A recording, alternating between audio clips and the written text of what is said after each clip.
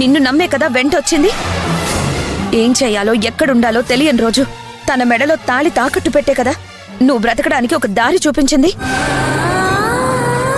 నీ కష్టంలో తోడున్నది ఈ రోజు తప్పు చేసిందంటే ఎలా నమ్ముతున్నావు?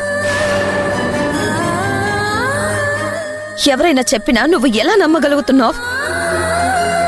కట్టుకున్న భార్యను అవమానించడం అంటే నిన్ను నువ్వు అవమానించుకోవడమే.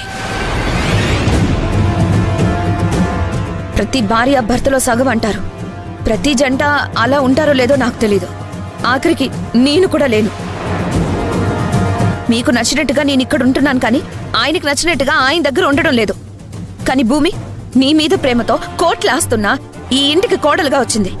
తను అడిగితే కోట్లు కుమ్మరించే తండ్రి ఉన్నా సరే నీ మీద ప్రేమతో రోడ్ల వెంట ఇడ్లీలు అమ్మింది. అంతకంటే ఏం కావాలరా తనని అర్థం చేసుకోవడానికి? ఒక చిన్న తప్పు జరిగింది వాస్తవమే. ఆ తప్పు చేసింది శౌర్య, కానీ నీ కళ్ళకు కనిపిస్తుంది మాత్రం భూమి. నీ చెల్లిని ఏమీ అనలేక భార్య మీద నిందలు వేస్తున్నావా? నీ కోపాన్ని భార్య మీద చూపిస్తున్నావా? అక్క, ఆ రోజు వేరు ఈ రోజు వేరు. ఖచ్చితంగా భూమి తప్పు చేసింది చేసింది చేసింది.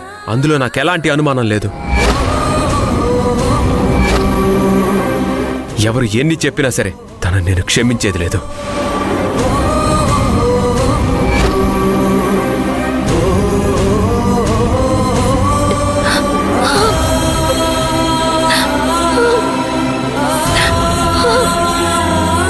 భూమి, కష్టాలు కన్నీళ్లు బంధువుల్లా వచ్చిపోయేవే కానీ ఇంటి మనుషుల్లా మనతో ఉండేవి కావు.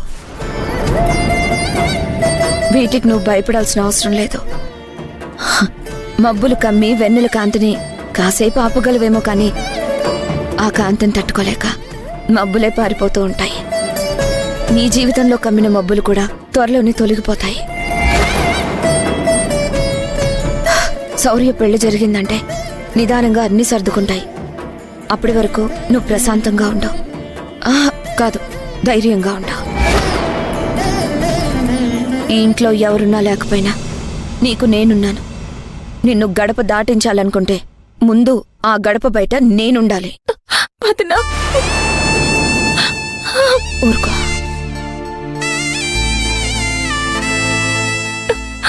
ప్రశాంతంగా పడుకో.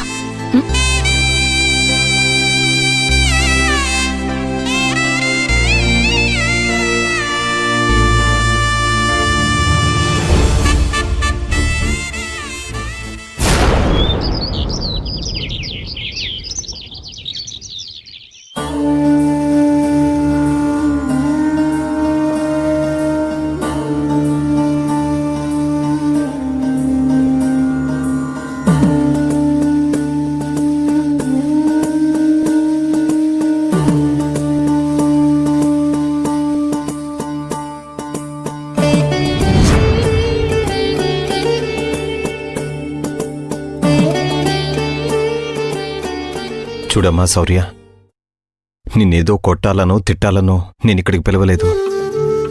ఈ రోజు వరకు నిన్ను ఎప్పుడూ ఒక మాటనే పరిస్థితి కూడా రాలేదు. కానీ ఈరోజు నీతో ఇలా మాట్లాడాల్సి వస్తుందని నేనెప్పుడూ అనుకోలేదు.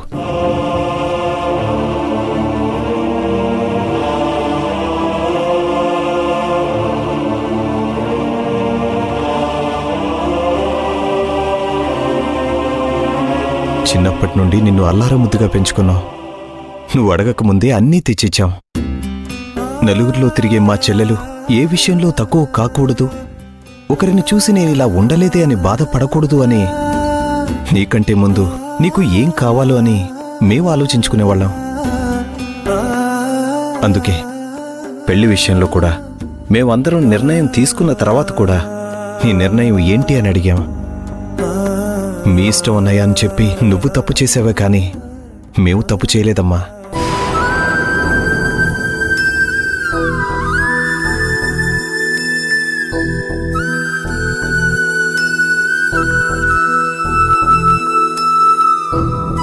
ఆఖరి నిమిషంలో నువ్వు ఆ అబ్బాయిని పెళ్లి చేసుకోవడానికి వెళ్ళిపోయి మన వాళ్ళు అందరి ముందు తలదించుకునే పరిస్థితి తీసుకొచ్చావు. అప్పుడు కూడా నిన్ను ఏమీ అనలేకపోయాం. ఎందుకంటే నీ పైన మాకున్న ప్రేమ అది.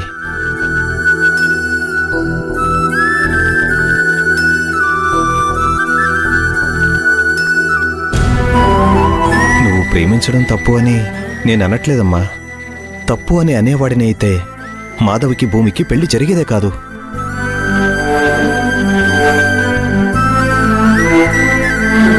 నువ్వు ప్రేమించింది ఇంకెవరన్నా అయి ఉంటే ఆ అబ్బాయి కులమేంటి గోత్రమేంటి అని చూసేవాళ్లమే కాదు, డబ్బున్నా లేకపోయినా కనీసం ఒక్క క్షణం కూడా ఆలోచించకుండా నీకు నచ్చిన అబ్బాయిని నీకిచ్చి పెళ్లి చేసేవాళ్ళం. కానీ ఈరోజు నువ్వు పెళ్లి చేసుకోవాలి అనుకుంటున్న అబ్బాయి ఎలాంటివాడో నీకు తెలుసా? ఆ అబ్బాయి కుటుంబం ఎటువంటిదో నీకు తెలుసా? ప్రేమించావు కదా అని పెళ్లి చేసుకున్నా ఆ ఇంట్లో నువ్వు ఒక్క నిమిషం కూడా ప్రశాంతంగా ఉండలేవమ్మా.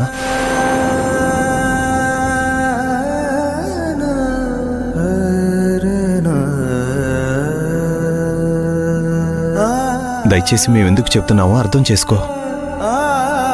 మేమందరం నీ పెళ్లి గురించి ఎన్నో కలలు కంటూ ఉంటే మా కలల్ని కన్నీళ్లు చేసి నువ్విలా చెయ్యాలి అనుకోవడం పద్ధతేనా? ఏంటన్నయ్య నువ్వు ఏదో తప్పు చేసినట్టు మాట్లాడతావు? అలా చెప్తే తనకు అర్థం అవుతుందా? అలా ప్రేమగా చూసే తప్పు చేశాం. మన ప్రేమ తనకి అర్థమై ఉంటే మనకు తెలియకుండా గడప దాటేది కాదు, తనకి నచ్చిన వాడిని పెళ్లి చేసుకోవాలని చూసేది కాదు.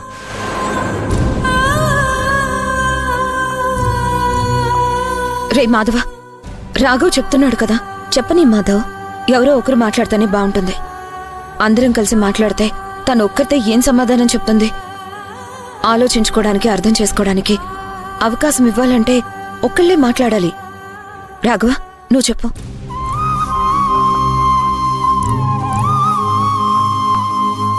చూడమ్మా శౌర్య, ఇక నీకు చెప్పేదేమీ లేదు. మా నిర్ణయం కాదు అని నీ నిర్ణయం నువ్వు తీసుకున్నప్పుడే నువ్వు పెద్దదానివైపోయావు. ఇప్పుడు కూడా మా చెల్లెలు మా మాట వింటుందేమో అనే చిన్న ఆశతోటే నీకు ఇదంతా చెప్తున్నాను.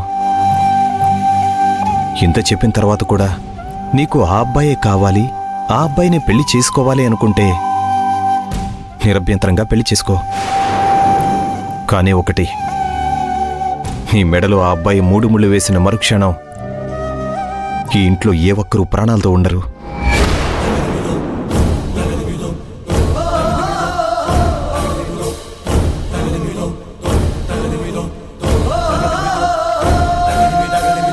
ఇందులో నీకు ఎటువంటి అనుమానం వద్దు. మా పరువు తీసి నువ్వు బతకగలిగినా పరువు పోగొట్టుకుని మేం బతకలేం. నీ ప్రేమ కావాలో మా చావు కావాలో నువ్వే నిర్ణయించుకో. ఇంతకంటే చెప్పడానికి ఏమీ లేదు.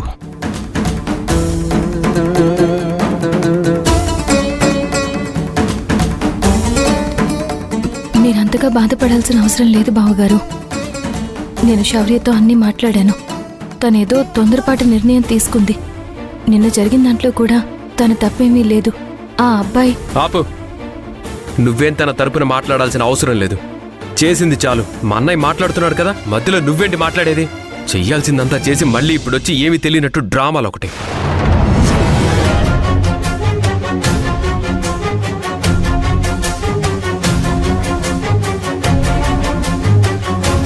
అవును, మాధవ్ చెప్పేది కూడా నిజమే కదా. మన శౌర్యని అంటున్నాం కానీ అసలు దీనంతటికి కారణం భూమిని.